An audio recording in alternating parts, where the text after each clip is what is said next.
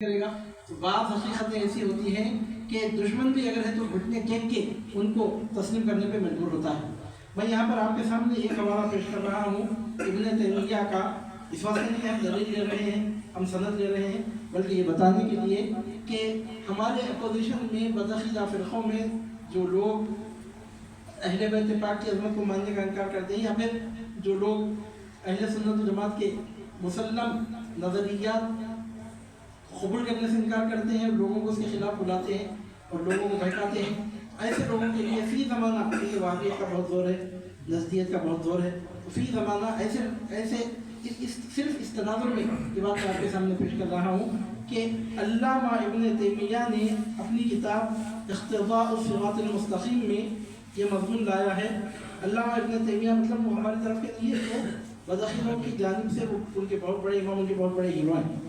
علامہ ابن تیمیہ، اگر آپ ایک مرتبہ سعودی عرب کا سفر کر کے آئیں گے تو آپ کو معلوم ہوگا کہ ابن تیمیہ کون ہے، یعنی وہاں کے علماء، وہاں کے مدرسین، وہاں کے خطباء، وہاں کے مفتیان اور وہاں کے دینی امور کو انجام دینے والے ذمہ دار جس انداز میں ابن تیمیہ کا نام لیتے ہیں، ایک مرتبہ آپ جا کے آئیں تو آپ کو معلوم ہوگا کہ ابن تیمیہ کس کو کہتے ہیں۔ بات پہ قال شیخ الاسلام، قال شیخ الاسلام، یعنی ان کے شیخ الاسلام، ہمارے شیخ الاسلام نہیں، ان کے شیخ الاسلام، وہ بات پہ بولتے ہیں قال شیخ الاسلام، اور ابن تیمیہ کی بات کو اس طرح لیتے ہیں کہ ان کے لیے حرف حاصل ہے۔ اب اس کے بعد پھر وہ لوگ سوچنے اور سمجھنے کی گنجائش نہیں چھوڑتے۔ تو اقتضاء الصراط المستقیم میں ابن تیمیہ کہتے ہیں کہ افضل بنی ہاشم فهو افضل، اس میں وہ کہتے ہیں کہ ان قریش افضل العرب وان بنی ہاشم افضل قریش وان رسول اللہ صلی اللہ علیہ وسلم افضل بنی ہاشم فهو افضل الخلق نفسا وافضلهم نسبا۔ کہتے ہیں کہ قریش میں، عرب میں سب سے زیادہ فضیلت والے قریش ہیں۔ جب یہ لوگ کیا ہوتے ہیں کہ سب آدم کی اولاد ہیں، ایک انسان آدم، ایک عورت بی بی حوا کی اولاد میں سب ہے، کلکم من آدم و آدم خلق من تراب، وہ حدیث لاتے ہیں۔ ایک حدیث پر ایمان لانا، دوسری حدیث پر ایمان نہیں لانا، ایک حدیث کا ایسا مضمون بیان کرنا کہ دوسری حدیث کے خلاف ہو، ایک حدیث کا ایسا مفہوم نکالنا کہ دوسری حدیث کا انکار لازم آئے، یہ حدیث کی ترجمانی نہیں، یہ حدیث میں تحریف ہوتی ہے۔ ایک آیت کا ایسا مضمون بیان کرنا کہ دوسری آیت کی مخالفت لازم آئے، وہ تفسیر القرآن نہیں ہے، وہ تحریف القرآن ہے۔ ایک حدیث کا ایسا مضمون بیان کرنا جو دوسری حدیث کے خلاف جائے، وہ حدیث کو ماننا نہیں، حدیث کا انکار کرنا ہے۔ تو وہ حدیث تو بڑے تمطراق کے ساتھ پیش کی جاتی ہے کہ سرکار صلی اللہ علیہ وسلم نے ارشاد فرمایا کہ کلکم من آدم و آدم خلق من تراب، تم سب آدم سے پیدا کیے گئے ہو اور آدم کو مٹی سے بنایا گیا تھا۔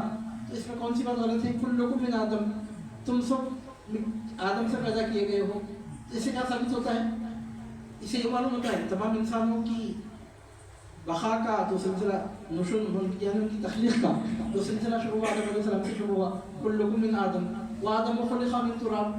چھوٹے بچے کو بھی معلوم ہے، وہ قرآن اور احادیث مبارکہ کے مضمون سے واقف ہے کہ جس طرح اللہ رب العالمین نے فرشتوں کو نور سے پیدا کیا، جنہ کو نار سے پیدا کیا، سیدنا آدم علیہ السلام کے خمیر مبارک کو مٹی سے گودا گیا، وہ آدم من تراب۔ تو اس سے یہ کب ثابت ہوتا ہے کہ اللہ رب العالمین نے جس کو جو مقام دیا ہے، جو مرتبہ دیا ہے، وہ مرتبہ ثابت نہیں ہوتا، اس کا یہ مضمون کب نکلتا ہے؟ خیرت کا نام جنوں رکھ لیا، جنوں کا خیرت، جو چاہے آپ کا حسن کرشمہ احساس کرے۔ کسی شاعر نے اس کو اس طرح کہا ہے کہ وہ بات سارے فسانے میں جس کا ذکر نہ تھا، وہ بات ان کو بڑی ناگوار گزری۔ کلکم من آدم، تم سب آدم سے ہو۔ تو ہم کب کہتے ہیں کہ کوئی انسان فرشتوں کی اولاد میں سے ہے، کوئی انسان جنات کی اولاد میں سے ہے، کوئی انسان آدم علیہ السلام کے، ایسا ہم کب کہتے ہیں؟ ہم سب یہی کہتے ہیں کہ تمام انسان آدم علیہ السلام کی اولاد میں۔ کلکم من آدم، اہل سنت جماعت کے کون سے عقیدے کے خلاف ہے یہ بات؟ وہ آدم خلق من تراب، سب کو معلوم ہے کہ اللہ رب العالمین نے آدم علیہ السلام کو مٹی سے پیدا کیا، لیکن وہ حدیث کیوں چھوڑ دی جاتی ہے جس میں سرکار صلی اللہ علیہ وسلم نے ارشاد فرمایا کہ اللہ رب العالمین نے آل ابراہیم میں سے آل اسماعیل کو چن لیا، آل اسماعیل میں سے کنانہ کو چن لیا، کنانہ میں سے قریش کو چن لیا، قریش میں سے بنو ہاشم کو چن لیا، اور بنو ہاشم میں سے مجھ کو چن لیا۔ وہ کما قال صلی اللہ علیہ وسلم، وہ حدیث اگر حدیث ہے تو یہ حدیث بھی تو حدیث ہے، اس میں بھی تو حضور نبی کریم صلی اللہ علیہ وسلم کا ارشاد ہے۔ سرکار صلی اللہ علیہ وسلم فرماتے ہیں کہ اللہ رب العالمین نے اولاد ابراہیم میں سے اولاد اسماعیل کو چن لیا۔ اب یہیں سے وہ بات بھی سمجھ میں آتی ہے کہ اللہ تعالیٰ قرآن مجید میں اولاد اسحاق کے لیے औलाद याकूब के लिए, बनी इसराइल के लिए, जो अल्लाह ताला ने इरशाद फरमाया फद्दलनाहुम अलल आलमीन, हमने उनको तमाम आलमीन पर फजीलत दी है। उसका मफहूम यही समझ में आता है कि अल आलमीन में जो अलिफ लाम है वो अहद का है, यानी मतलब ये कि वो अलिफ लाम जिन्स का है। अगर उस अलिफ लाम को आप जिन्स का मानेंगे तो हदीस मुबारक का हदीस का इनकार लाजिम आएगा, न सिर्फ हदीस का इनकार लाजिम आएगा बल्कि उस आयत का इनकार भी लाजिम आएगा जिसमें अल्लाह रब्बुल आलमीन फरमाता है कुंतुम खैरा उम्मतिन, कि तुम बेहतरीन उम्मत हो। इस आयत मुबारक का इनकार लाजिम आएगा। तो वफ़द्दलनाहुम अलल आलमीन में जो अलिफ लाम है, इसका अलिफ लाम नहीं है, अहद का अलिफ लाम है। मतलब क्या करता है उसका अल आलमीन का मतलब पर्टिकुलर आलम, उस पर्टिकुलर आलम में, उस मखसूस आलम में हमने उनको फजीलत दी। और मुफस्सिरीन ने उसकी तफसीर बयान की कि उनके ज़माने में जितने ख़ानदान, जितने कबीले खुद उनके ज़माने में थे, उस ज़मानों में अल्लाह रब्बुल आलमीन ने उनको फजीलत दी है। जबकि औलाद इस्माइल के बारे में खुद हुज़ूर नबी करीम सल्लल्लाहु अलैहि वसल्लम इरशाद फरमाते हैं, अल्लाह मिशकात शरीफ में भी है हदीस, मिशकातुल मसाबी में हदीस मौजूद है कि सरकार सल्लल्लाहु अलैहि वसल्लम फरमाते हैं अल्लाह रब्बुल आलमीन ने आले इब्राहिम में से आले इस्माइल को चुन लिया। तो मतलब ये निकला कि आले इस्माइल को शरफ अता किया है। दोनों भाई हैं, दोनों भाइयों की औलाद है, दोनों भाइयों की औलाद मर्तबे में बराबर होना चाहिए था, उसूली तौर पर, अखली तौर पर, लॉजिक के एतबार से दोनों को बराबर होना चाहिए था। लेकिन इन्नल फज़ला बियदिल्लाहि युतीहि मन यशा, अल्लाह ताला की मशीयत से कौन टकरा सकता है? अगर कोई बेवकूफ़ दीवार को जाके अपना सर मार ले तो दीवार को नहीं पड़ सकता, उसका सर फूट सकता है। अल्लाह रब्बुल आलमीन की मशीयत से कोई टकरा नहीं सकता। वल्लाहु यख्तस्सु बिरहमतिही मन यशा, अल्लाह रब्बुल आलमीन जिसको चाहता है अपनी रहमत से खास कर लेता है। बंदे को हुक्म ये दिया गया है कि रब्बुल आलमीन के फैसलों को सर झुका के तस्लीम करें। अब अल्लाह ताला का फैसला क्या है? ऐसे मामलों में बातें अकल से मालूम नहीं हो सकती। इन बातों के मालूम होने का एक ही जरिया है, वो है नबूवत। इन बातों के मालूम होने का एक ही जरिया है, वो है वही इलाही। क्योंकि इंसान को जो इल्म हासिल होता है, दो तरह का इल्म होता है। एक इल्म वो है जो अकल से मालूम होता है, दूसरा इल्म वो है कि उसका ताल्लुक अकल से नहीं होता, वही इलाही से होता है। सुभान अल्लाह। वो बात कोई इंसान अपने दिमाग से नहीं बोल सकता, अपनी लॉजिक से नहीं बोल सकता, अपने गौर फिक्र के नतीजे में नहीं बोल सकता। अंबिया किराम अलैहिस्सलाम के बताने से बात मालूम होती है। और हुज़ूर नबी करीम सल्लल्लाहु अलैहि वसल्लम खुले तौर पे साफ अल्फाज में इरशाद फरमाते हैं, मिशकात शरीफ में हदीस है और मिशकातुल मसाबी तो फी ज़माना हमारे इलाकों में एक ऐसी किताब है जिस किताब को पढ़े बगैर कोई आलिम नहीं बन सकता, चाहे वो किसी मकतब फ़िक्र का आलिम दीन हो। मिशकात शरीफ पढ़े बगैर वो आलिम नहीं बन सकता। सिलेबस की पहली किताब दरस निज़ाम में सबसे पहले वही किताब पढ़ाई जाती है। तिरमिज़ी बाद में पढ़ाई जाती है, बुखारी बाद में पढ़ाई जाती है, दीगर कुतुब पढ़ाना हो तो बाद में पढ़ाई जाती है, पहले मिशकातुल मसाबी पढ़ी जाती है। और मिशकातुल मसाबी में यह हदीस मौजूद है, सिलेबस की पहली किताब में हदीस मौजूद है। अल्लाह ने आले इब्राहिम में से आले इस्माइल को चुन लिया, आले इस्माइल में से किनाना को चुन लिया, किनाना में से कुरैश को चुन लिया, कुरैश में से बनु हाशिम को चुन लिया। फिर मेरे सरकार फरमाते हैं बनु हाशिम में से अल्लाह ताला ने मुझको चुन लिया। वो कमा क़ाल सल्लल्लाहु अलैहि वसल्लम। तो इसके पेश नज़र इख्तिदाउस सिरातिल मुस्तक़ीम में अल्लामा इब्न तैमिया फरमाते हैं, मुद्दई लाख पे भारी है गवाही देने, अल फ़ज़्लु मा शहीदत बिहिल आदा। अल्लामा इब्न तैमिया फरमाते हैं कि व इन्ना क़ुरैशन अफ़ज़लुल अरबी, व इन्ना क़ुरैशन अफ़ज़लुल अरबी। इब्न तैमिया फरमाते हैं इख्तिदाउस सिरातिल मुस्तक़ीम में कि क़बीला क़ुरैश के लोग अरब में अफ़ज़ल हैं। उसके बाद फरमाते हैं व इन्ना बनी हाशिम अफ़ज़लु क़ुरैश, और क़ुरैश में से बनी हाशिम अफ़ज़ल है। व इन्ना रसूलल्लाह सल्लल्लाहु अलैहि वसल्लम अफ़ज़लु बनी हाशिम, और हुज़ूर नबी करीम सल्लल्लाहु अलैहि वसल्लम बनु हाशिम में से अफ़ज़ल हैं। फिर फरमाते हैं फ़हुवा अफ़ज़लुल ख़ल्क़ि नफ़्सन व अफ़ज़लुहुम नसबन। हुज़ूर नबी करीम सल्लल्लाहु अलैहि वसल्लम अपने नस्ल के एतबार से भी उन सब पर फजीलत रखते हैं, अपने नस्ब और अपने ख़ानदान की वजह से भी उन सब पर फजीलत रखते हैं। अहले सुन्नत व जमात के मुसल्लमा नज़रियात में से बात शामिल है कि अंबिया किराम अलैहिस्सलाम हमेशा ऐसे ख़ानदानों में से आते हैं जिन ख़ानदानों का अदब होता है, एहतराम होता है, जिन घरानों का अदब होता है, एहतराम होता है, जो मुमताज़ घराने होते हैं। ऐसे ही ख़ानदानों में अंबिया किराम अलैहिस्सलाम को मबूस किया जाता है। अक़ाइद की कलाम की किताबों में इस मौज़ू को साफ तौर पर बयान किया जाता है। मसलन चम्मारों में, धोबियों में, हज्जामों में, खाकरूबों में या ऐसे पेशे इख्तियार करने वालों में कि जिनकी दुनिया में तालीम नहीं की जाती, जिन पेशे करने वालों को अक़ल समझा जाता है, ऐसे पेशे इख्तियार करने वालों में पैगम्बरों को भेजा ही नहीं जाता। पैगम्बरों को हमेशा आला व अफजल खानदानों में मबूस किया जाता है, और यहाँ जिस पैगम्बर की बात की जा रही है वो सिर्फ पैगम्बर नहीं है, पैगम्बरों के पैगम्बर नबीउल अंबिया हैं, रसूलुल मुरसलीन हैं, तमाम अंबिया अगर तारे हैं तो आसमानी नबूवत पर सूरज बन के चमकने वाले बशीर और नज़ीर सिराज मुनीर हैं। सुनाते हुजूर नबी करीम सल्लल्लाहु अलैहि वसल्लम को अल्लाह रब्बुल आलमीन ने जब दुनिया में भेजा तो अल्लामा इब्न तैमिया कहते हैं कि फहुवा अफज़लुल खल्क़ि नफ़्सन व अफ़ज़लुहुम नसबन, कि हुजूर नबी करीम सल्लल्लाहु अलैहि वसल्लम नफ्स के एतबार से भी उन सब में अफजल बढ़ के फजीलत रखने वाले हैं, और नसब के एतबार से भी उन सब में बढ़कर फजीलत रखने वाले हैं। अज़ीज़ान मोहतरम, अभी से मालूम हो रहा है कि बनु हाशिम की अपनी फजीलत है, बनु हाशिम का अपना मुकाम है, बनु हाशिम का अपना मर्तबा है, और वो मर्तबा किसी के अखल का नतीजा नहीं है, किसी के गौर व फिक्र का नतीजा नहीं है, किसी की चॉइस, किसी का सिलेक्शन, किसी का ऑप्शन नहीं है, अल्लाह की अता सैयदुल मुरसलीन सल्लल्लाहु अलैहि वसल्लम का ऐलान है। सुभान अल्लाह, क़यामत तक इस हकीकत पे कोई पर्दा डाल नहीं सकता। अब अज़ीज़ान मोहतरम, जब बात निकलती है बनु हाशिम की, तो बनु हाशिम में एक सूरज है, एक चांद है। अभी आप सुन रहे थे साहिब से, अली वाले नबी वाले, नबी वाले अली वाले, बनु हाशिम के सूरज का नाम अगर मोहम्मद रसूलुल्लाह है तो बनु हाशिम के बदरे कामिल का नाम अली मुर्तज़ा। सुभान अल्लाह, अल्लाहु अकबर, नारे रिसालत या रसूल अल्लाह, नारे हैदरी या अली या अली, नबीए बनु हाशिम जिंदाबाद, नबीए बनु हाशिम जिंदाबाद, अबू तालिब जिंदाबाद। अहले सुन्नत व जमाअत का ये मुसल्लमा नज़रिया है, बिला इख्तिलाफ मुत्तफ़क़ा अक़ीदा है अहले सुन्नत व जमाअत का कि मौला अली मुर्तज़ा करमल्लाहु तआला वजहुल करीम हुज़ूर नबी करीम सल्लल्लाहु अलैहि वसल्लम के बाद बनु हाशिम में सबसे अफजल हैं। और आपकी शान ये है कि आप अपने एक नहीं दोनों चचाओं से अफजल हैं। हज़रत हम्ज़ा से भी अफजल अली मुर्तज़ा हैं, हज़रत अब्बास से भी अफजल अली मुर्तज़ा हैं। मुत्तफ़क़ा अक़ीदा है अहले सुन्नत व जमाअत का। नारे हैदरी या अली या अली। बनु हाशिम का एक शेर सैयदना अमीर हम्ज़ा रज़ी अल्लाह ताला अन्हु है।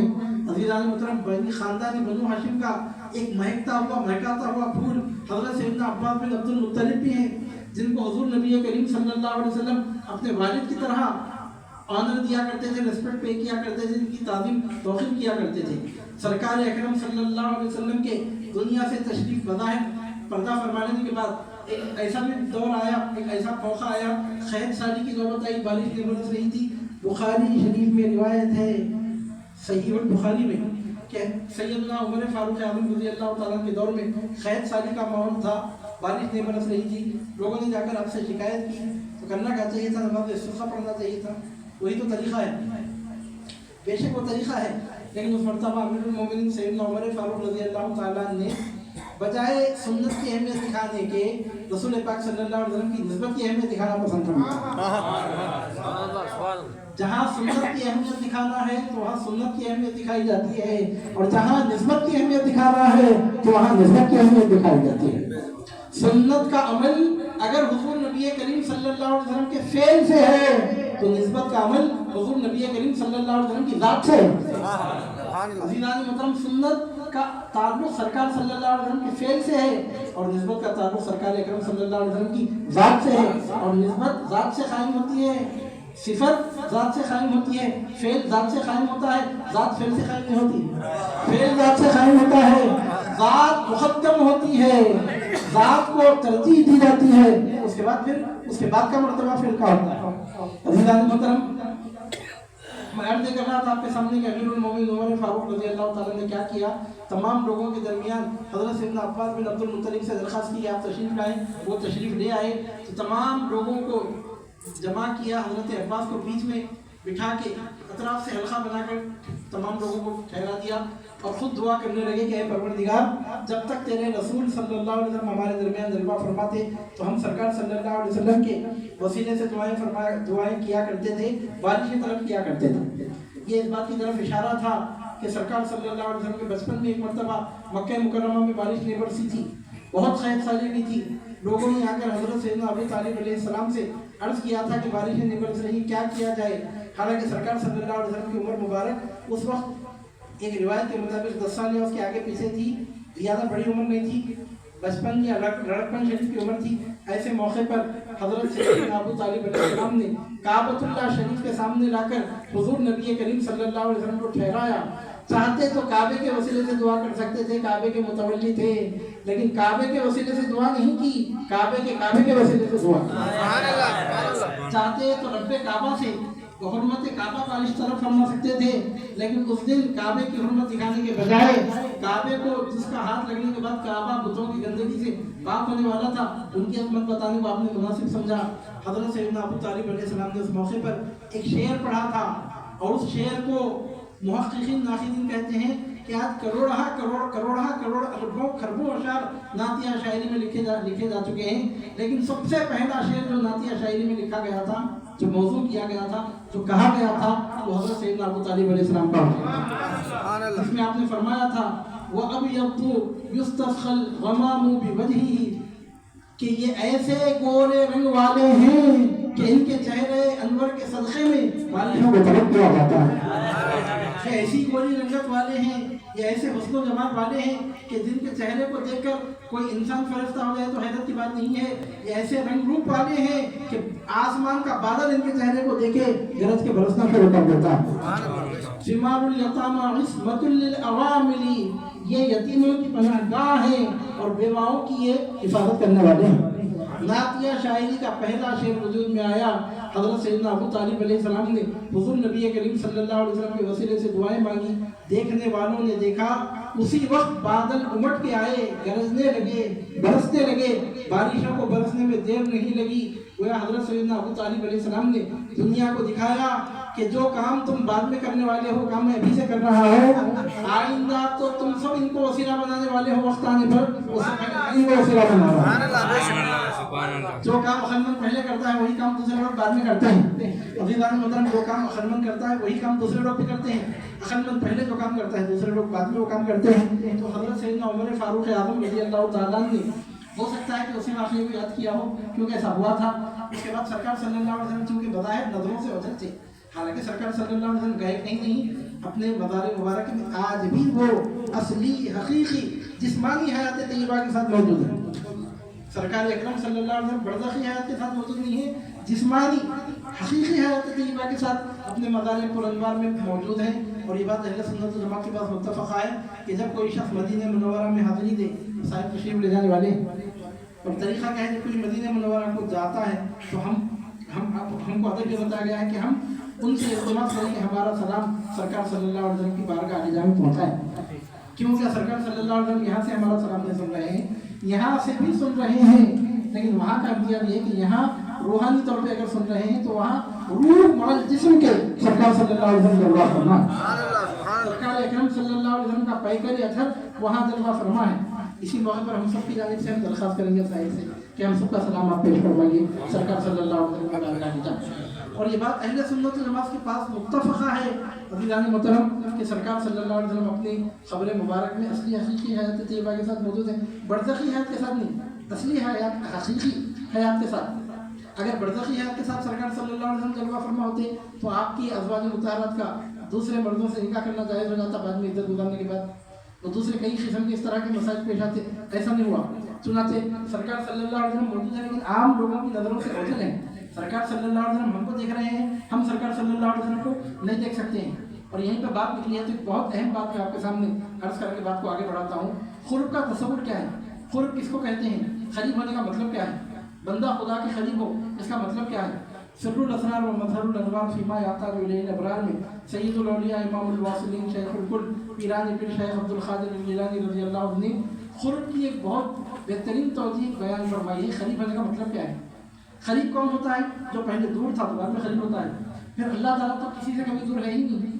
فَإِنَّمَا وَلِلَّهِ الْمَشْرِقُ وَالْمَغْرِبُ فَإِنَّمَا تُوَلُّوا فَثَمَّ وَجْهُ اللَّهِ, اللہ کے لیے ہی مشرق بھی ہے مغرب بھی, جدھر تم پلٹو ادھر وجہ اللہ موجود ہے. وَهُوَ مَعَكُمْ أَيْنَمَا كُنْتُمْ, وہ تمہارے ساتھ ہے تم جہاں رہو. وَفِي أَنفُسِكُمْ أَفَلَا تُبْصِرُونَ, وہ تمہاری جانوں میں ہے کیا تم دیکھتے نہیں ہو. سَنُرِيهِمْ آيَاتِنَا فِي الْآفَاقِ وَفِي أَنفُسِهِمْ, ہم اپنی قدرت کی نشانیوں کو آفاق میں بھی دکھائیں گے, خود ان کی جانوں میں بھی دکھائیں گے. وَنَحْنُ أَقْرَبُ إِلَيْهِ مِنْ حَبْلِ الْوَرِيدِ, ہم انسان سے اس کی اشارت سے بھی زیادہ قریب ہیں. پھر بندہ عبادت کرتا ہے تو کیوں کرتا ہے, رب العالمین کا قرب حاصل کرنے کے لیے. तो फिर अब यहाँ दूरी नहीं है तो फिर खुर्ब का मतलब क्या है? क्योंकि मामूली बात मैं आपके सामने नहीं अर्ज कर रहा हूँ, ऐसी बेहतरीन तौजीह सरकार गौसे पाक रज़ी अल्लाह ताला ने पेश फरमाई है। अज़ीज़ान मुहतरम, यहीं से सरकार सल्लल्लाहु अलैहि वसल्लम असली हकीकी हयात तय्यबा में मौजूद है। तो फिर आज के दौर में कोई साहब क्यों नहीं बन सकता, वो बात भी आपको यहाँ से समझ में आएगी। अज़ीज़ान मुहतरम, सरकार गौसे पाक रज़ी अल्लाह ताला ने इस युक्ति को सुलझाया है। अब यहाँ इस बात को रुका कि थोड़ी देर के लिए एक मिसाल देने के लिए इस बात को मैं रुका रहा हूँ। खलीफ होने का मतलब क्या है? एक जिस्म का दूसरे जिस्म से खलीफ होना। अब मिसाल के तौर पर फ़ोन एक जिस्म है, एक वजूद है, एक जिस्म है, एक शय है। माइक एक जिस्म है, एक शय है। अब माइक को जब हम फ़ोन के पास ला देते हैं तो ये खलीफ हो गए, खलीफ फ़ोन माइक से खलीफ हो गए। जब जिस्म से दूर हो गया तो दूरी पैदा हो गई। तो खलीफ होने का मतलब जिस्म का जिस्म के पास आना, और दूर होने का मतलब जिस्म का जुदा होना है और दूर जिस्म का दूर होना। अब अल्लाह ताला की खौफ को आप कैसा डिफाइन करेंगे? अल्लाह ताला तो जिस्म से पाक, जिस्मानियत से पाक है। अल्लाहु नूरुस समावाति वल अर्द, अल्लाह तो ज़मीन और आसमानों का नूर है। वो कौन होंगे जिन्हें उम्र भर खुदा न मिला? हमें तो गैर खुदा का कहीं पता न मिला। अल्लाहु नूरुस समावाति वल अर्द, अल्लाह रब्बुल आलमीन आसमानों का भी नूर है, अल्लाह रब्बुल आलमीन ज़मीन का भी नूर है। वसिया कुर्सियुहु समावाति वल अर्द, उसकी कुर्सी ज़मीन और आसमानों को घेरे हुए है। कुर्सी ज़मीन और आसमानों को घेरे हुए का मतलब क्या? वसिया कुर्सियुहु समावाति वल अर्द, सब उसकी कुर्सी में है। और इसका मतलब क्या है? तो आरिफीन फरमाते हैं ये जो आसमान हमको नजर आता है, दिखने में ऐसा दिखता है कि सपाट है, मगर सपाट नहीं है, आसमान गोल है। फॉर एग्जाम्पल आप लोग समझिए कि भाई ये दुनिया है या जो भी हमको नजर आने का जितना इलाका है उसके ऊपर तो आसमान है, ऐसा छत की तरह नहीं है, दिखने में ऐसा दिखता है। इस वास्ते कुरान मजीद में भी उसके लिए सक़फ़ का लफ्ज़ आया है, दिखने में ऐसा दिखता है। ज़मीन के लिए फिराश का लफ्ज़ आया है क्योंकि दिखने में वो सपाट दिखती है, हालांकि ज़मीन भी सपाट नहीं है। तो वो मजाजी माना में अल्फाज को लिया जाता है, वो तो कोई खास बात नहीं, वो तो बिल्कुल कॉमन बात है। सक़फ़ के लफ्ज़ से धोखा खाना नहीं है। यहाँ पे क्या है कि एक आसमान किस तरह है आप लोग समझिएगा। फॉर एग्जाम्पल ये पूरी कायनात है, पूरा यूनिवर्स है, तो पहला आसमान इसको किस तरह घेरे हुए है? ऊपर से नीचे तक। इस वास्ते उसको क्या बोलते हैं? फारसी में कुर्रे अर्ज़ी कहते हैं। कुर्रा, कुर्रे का मतलब तो मालूम बॉल को बोलते हैं। अरबी में बॉल को जिस बॉल से खेला जाता है उसको कुर्रा बोलते हैं। फुटबॉल में कुर्रतुल ख़दम बोलते हैं। कुर्रे का मतलब बॉल, गोल, राउंड। तो आसमान को कुर्रे अर्ज़ी कहते हैं। तो इसका मतलब फारसी में क्या बोलते हैं? उसको चरख कहते हैं। चरख का मतलब यही कि गोल है। तो मतलब क्या निकला आपने समझिए, मैं समझाने के लिए आपको आसान करके अर्ज कर रहा हूँ। जिस प्लैनेट पे हम रहते हैं हमको क्या दिख रहा है कि आसमान हमारे ऊपर है। अब आप यहाँ से एशिया में देखने को ऐसा दिख रहा है, अगर आप अमेरिका में जाके देखें तो वहाँ से भी आपको ऊपर ही नजर आता है, नीचे थोड़ी नजर आएगा। आप जहाँ से जाके देखेंगे आपको आसमान ऊपर ही नजर आता है। और साइंस तो इस बात को तस्लीम कर चुकी है कि इंसान उल्टा देखता है, नीचे की जिसको ऊपर देखता है, ऊपर की जिसको नीचा देखता है। साइंस में साबित शुदा 10th क्लास के बच्चे पढ़ते हैं, 10 साल 12 साल 15 साल के बच्चों को ये बात मालूम है, ये बात साबित हो चुकी है। इंसान उल्टा देखता है, जिसको हम नीचा समझ रहे हैं वो ऊपर है, जिसको हम ऊपर समझ रहे हैं वो नीचे है। चलती को गाड़ी कहें, चलती को गाड़ी कहें, रंगी को नारंगी, जब दूध जमा तो खोया, ये देख कबीरा रोया।